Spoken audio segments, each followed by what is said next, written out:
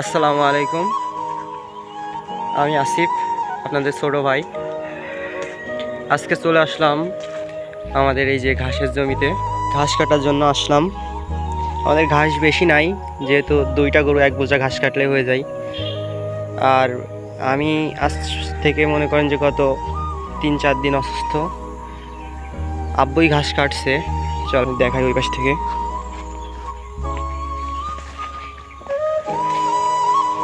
ঘাসে সার দিতে হইব, যেহেতু গতকাল পানি হয়েছে।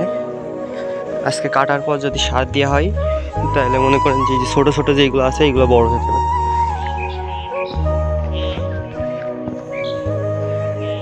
কিছুদিন আগে এসে দেখে গেলাম যে ধান কয়টা একদমই মনে করেন যে কাঁচা রয়েছে।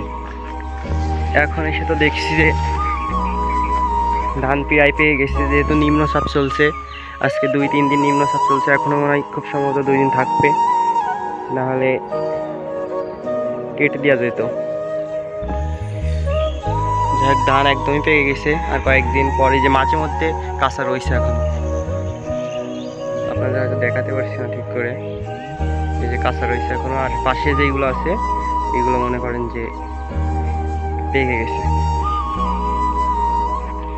আর যেহেতু আমার ক্যামেরাম্যান নাই, আমি মেঘ করেছি, যেহেতু আকাশে মেঘ করেছে, এই কারণে আমার তাড়াতাড়ি ঘাস কেটে চলে যাইতে হইব।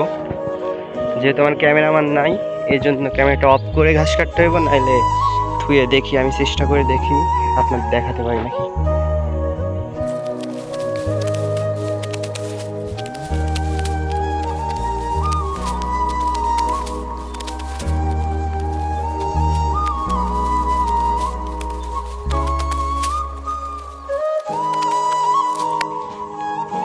যাই হোক, আজকের ভিডিওটা এই পর্যন্তই। সবাই আমার পেজটাকে ফলো করে দিবেন, লাইক কমেন্ট শেয়ার দিয়ে পাশে থাকবেন। আসসালামু আলাইকুম।